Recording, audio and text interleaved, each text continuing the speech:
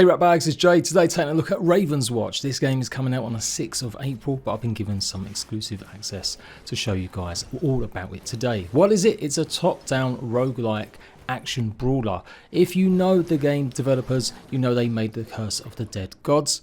A pretty tough but also fun action RPG roguelike as well. So this is their new one and it's absolutely fantastic so far. I've been really enjoying the combat loops. It's pretty tough at times, but it's also giving you the ability to learn and grow. It's a procedure generated game. Each time you step into the first chapter, you'll have different layouts, different loots and different enemies in different ways. There's mini bosses and a final boss to fight. It is an early access game. It's going to be in early access a year and they plan to add at least 3 more chapters by the time the game is fully released or at 1.0.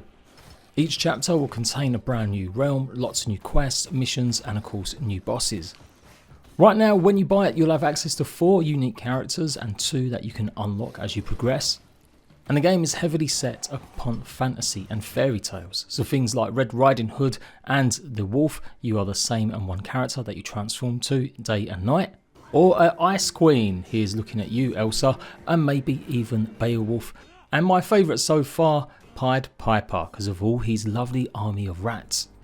It is only going to be out on Steam so far, but it does look like it'll come to console as it's very optimised already with controller options, and the previous game did pretty well I do believe on Xbox and PlayStation. So make no mistakes, this is a roguelike. You will die probably a good few times and each time that you start it will be a different experience. But there are ways to gain and build up certain parts. Each level that you achieve you gain access to new abilities and powers on your runs, with the end goal of always trying to defeat the boss, or the boss might find you. There is a countdown on the bottom right. Once that gets to the end, you will have to face the boss regardless of when or how you've been performing. So you need to explore the map, gain extra abilities, get more power-ups for your stuff, take on small quests, time-based events where you may have to collect things like straw for someone to receive rewards, or defeat a certain amount of enemies in a short amount of time, with the end goal to make yourself stronger, ready to face the final boss.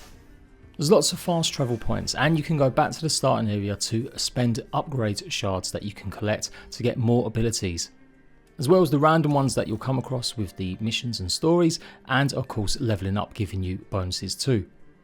Diving into the characters themselves, Red Riding Hood is kind of a rogue but then also a brute.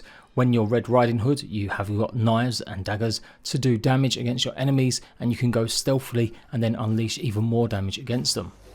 You also have a pretty powerful bomb as well that you can equip and drop, and a fairly decent dash attack that will do a huge amount of damage. Of course when night comes this is when you'll turn into the werewolf. The werewolf definitely is a bit more stronger and more powerful, ferocious with its abilities, using its claws or gouging on creatures and enemies to do more stronger hits next. I guess that's the main point of this game, being able to change and mix up the characters so that you can really progress and try new builds out. The Ice Queen has a special glide that she can do that will freeze or give chilled effect to enemies, and then you release a powerful surge that does more damage against any enemies that are chilled. In fact, most of her powers revolve around chilling creatures so that you can then do the extra damage. She has ice shards that will follow through and attack other enemies and creatures too, as well as a special ice blast. It took a while to get used to this character after trying the Pied Piper, but I did find it pretty fun once I worked out that I should really be trying to freeze as many enemies as possible, using that ice blast and using the ice slide to then hopefully trigger and do a huge amount of damage in effect. The upgrades that you can gain and earn often give you more bonuses and buffs to the damage you're doing, or might give you extra health regen or more shielding. Each character has at least 5 abilities that they can pull off, or damage types, as well as 1 to be unlocked. So a fun class once you learn that ability to set off the extra damage.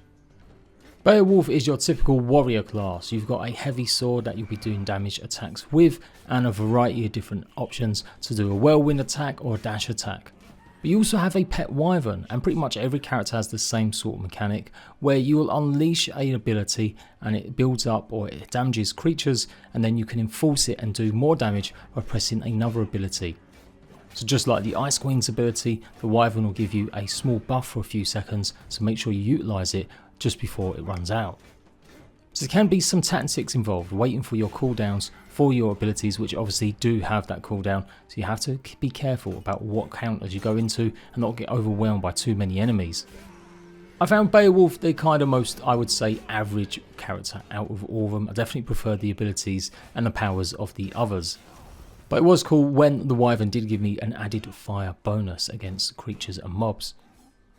But without a doubt, the Pied Piper was my favourite class. With an army of rat bags at his disposal that will build up over time, giving you more creatures that you can sick on enemies, it really is a cool little class. It's also one of the range classes that you have. Pretty much you'll fire musical notes at enemies from a distance, and you've got a variety of different AoE effects that can slow down enemies or make them take more damage once they're in the circle. I can really see how these basic abilities that you get really get enhanced by some of the options you'll have to choose. And that's what it's all about, choosing what way to go. Often you'll be faced with the similar choices, but you do get rare and really ultra rare abilities from time to time that can really give you a hand. There's especially cursed abilities too, which are really OP, but they always have a little twist in their tail.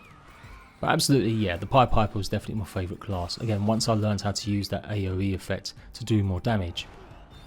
All the characters are pretty weak though, like I said, once you get overwhelmed by too many, so you have to deal with the enemies at hand rather than try racing through the map, as you may come up against 20 or 30 enemies at once if you leave it too late. In my first hour of playing, I did not succeed in finishing the first chapter. That's because it took me a while to realise that I didn't have to rush towards the boss and that you are meant to really go around the whole map. The map will slowly reveal more objects, more quests, and basically ways for you to earn power-ups. If you do die in single player, then you have the ability to revive yourself with crow feathers, and you get usually 4 of them. There may be ways to also increase that as well. Obviously in co-op multiplayer, you can join any kind of session with your friends. And it's definitely something I'm going to play with some of my rat bags at some point in the next few days, just to get a good feel for what it's like, the balance in multiplayer. You can revive teammates, but if you do end up using all the crow feathers, then the game will be over and you'll have to restart once the last hero is slain. You saw them shards there, that's how you spend or get more upgrades if you want from the trader that you'll be able to go back to the start of the map for. And like I said, them teleportals come in handy. As said a bit earlier, there are a wide range of enemies, from the pigs that will explode once they've taken enough damage, to ghostly witches and demigorgons. There was no price details released as of yet, so I'm not too sure how much it's going to be, but I would say it's a good solid start. It does only have that one chapter, so you will be going up the end boss quite a lot, but there are lots of mini bosses that you can find. So a decent, good little attempt. I think I definitely want to see more abilities that I'll be able to choose and maybe blend in from the very beginning. It does look like upgrades will just unlock more abilities that you'll be able to gain from the pool rather than actually start your character off with.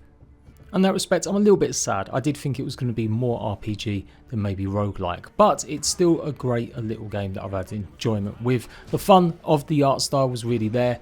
I love the idea of fables and fairy tales being a focus of the characters, and I can't wait to see if I can upgrade and unlock the next 2. You'll get a scorecard with every run, whether you die or complete it, with achievements and seeds that you can send to your friends so they can hopefully maybe try and better your score in the future. I'm guessing there will be leaderboards implemented at some point too. So yeah, expect to see some live streams from me covering RAVENSWATCH this week, and another maybe deeper dive into some of the tips and stuff that you might need to know trying it out. And hopefully, finally, I might get around to defeating the first boss. A good solid start for RAVENWATCH. I'm sure it's going to do really well considering Curse of the Gods was so good. And yeah, I'll be streaming it and maybe making a few guides. Until next time, rat bags, laters.